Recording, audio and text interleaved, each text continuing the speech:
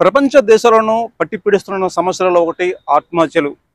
సమాజం ఎంతగా అభివృద్ధి చెందుతున్నా, టెక్నాలజీ పరంగా ఎంతగా ముందుకు దూసుకెళ్తున్నప్పటికీ కూడా ఈ ఆత్మహత్యలకు ఫుల్ స్టాప్ పట్టడం లేదు.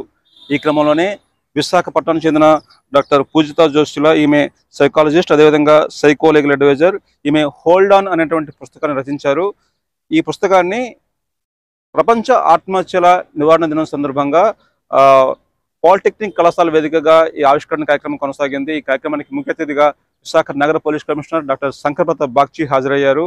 అయితే ఈ పుస్తక రచనకు గల బలమైన కారణం ఏమైనా ఉందా అని రచయిత డాక్టర్ పూజితా జోషులను మనం ప్రశ్నించినప్పుడు, తరచుగా ఆత్మహత్యలు సంభవిస్తున్నటువంటి తరుణంలో మీడియా ప్రతినిధులు తన వద్దకు వచ్చి ఈ సమస్యకు పరిష్కార మార్గం ఏమిటి సూచించాల్సి చెప్పినప్పుడు తను సంక్షిప్తంగా సమాధానం చెప్తూ ఉంటానని, అయితే వారికి ఇచ్చేటువంటి మీడియా ప్రతినిధులకు ఇచ్చేటువంటి సంక్షిప్త సమాధానం కాకుండా, సంక్షిప్త సమాచారం కాకుండా మరింతగా అవగాహన కలిగించాలి, ఆత్మహత్యల నివారణకు ప్రజలలో పూర్తి స్థాయిలో అవగాహన కలిగించే ప్రయత్నం చేయాలనేటువంటి ఆలోచనకు ప్రతిరూపమే ఈ హోల్డ్ ఆన్ పుస్తకం అని చెప్పనేసి డాక్టర్ పూజితా జోషులు తెలిపారు. అయితే ఈ నేపథ్యంలోనే నగర police commissioner doctor Shankar Pratap Bagchi ఏం మాట్లాడారు, ఆ తర్వాత పుస్తక రచయిత డాక్టర్ పూజితా జోషులు ఏం మాట్లాడారు, వారి మాటలోనే విందాం. ఆర్థిక సమస్యలు మనం అర్థం చేసుకోవాలి. అప్పుడప్పుడు అందరికీ ఆర్థిక సమస్యలు ఉంటాయి. మనం కామ్గా ఉంటే, ప్రాపర్గా ప్రయత్నం చేస్తే, కృషి చేస్తే అది ఓవర్కమ్ చేసుకోవచ్చు. ఫ్యామిలీ సమస్యలు, హస్బెండ్ వైఫ్ గొడవ, తల్లిదండ్రులు నన్ను సరిగ్గా చూడట్లేదు, సరిగ్గా ప్రవర్తించడం లేదు, సిమిలర్లీ ఫ్రెండ్స్తో గొడవ, నా మంచి ఫ్రెండ్ నాతో సరిగ్గా ఎప్పుడు మాట్లాడడం లేదు, దూరం చేశారు. నెక్స్ట్ వచ్చేసి మా మర్యాద పోయింది. ఎలా మర్యాద పోయింది?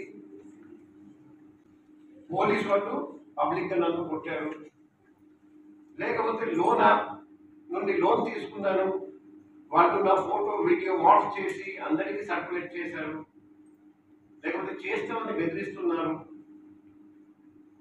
మర్యాద పోయింది, ఎందుకు బతకాలి?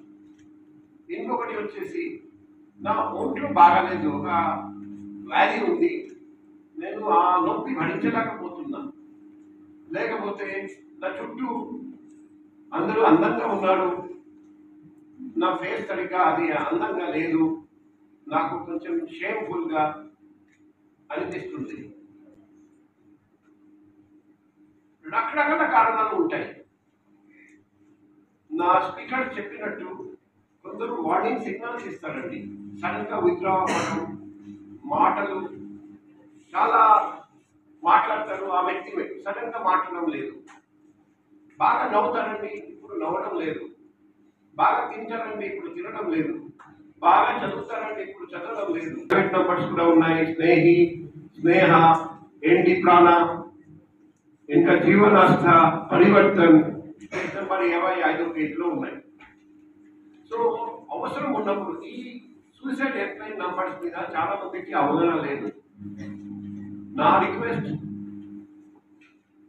నగరంలో ప్రతి నగరంలో బస్ స్టాండ్ దగ్గర, రైల్వే స్టేషన్ దగ్గర, ఎయిర్పోర్ట్ దగ్గర, ఎక్కడ పబ్లిక్ ఎక్కువ మంది వస్తారండి, అటువంటి ప్లేస్లో ఇటువంటి సూసైడ్ హెల్ప్ లైన్ నంబర్ పెట్టేసి, ఇది యాక్చువల్గా suicide help line plus mental health help line. ఆత్మహత్య చేసుకునే ఆలోచన కానీ ఏదైనా ఉంటే మాత్రం ఈ క్వశ్చనర్ ఒకసారి చూస్తే అందులో ನಾನು అన్ని ఎస్ వస్తాయి, లేదా ఒకటో రెండో ఎస్ వస్తాయి, మెజారిటీ ఎస్ వస్తాయి. అండ్ ఇక్కడ 55 ఇది 55 నెంబర్ పేజ్లో సూసైడ్ హెల్ప్ లైన్. ఇది నేను పర్సనల్గా నేను స్వయంగా ప్రతి వాళ్ళకి కాల్ చేసి చూశాను. వినాయక చవితి రోజు రాత్రి కూడా వీళ్ళు అవైలబుల్గా ఉన్నారు, ఫోన్స్ లిఫ్ట్ చేస్తున్నారు. కాబట్టి హెల్ప్ ఉంది, దయచేసి తీసుకోండి. ఎవరికైనా సూసైడ్ అనిపించినా, మీ ఫ్రెండ్స్ అనిపించినా ఈ నెంబర్లు అనేవి చాలా ఇంపార్టెంట్. అందరూ ఫోన్ ఎత్తుతారు. దయచేసి there is so much of help, తీసుకోండి. ప్రతి బాధ అయితే పోతుంది, ప్రాబ్లం అయితే రేపు మర్చిపోతారు, పరువు అయితే 4 రోజులు, మీరు ఈరోజు హెడ్లైన్ అయితే రేపు ఉదయం ఇంకొక హెడ్లైన్స్ వస్తాయి. సో 2 నెలల్లో మ్యాక్సిమం మర్చిపోయేదానికి మీరు సూసైడ్ ఎందుకు చేసుకోవడం?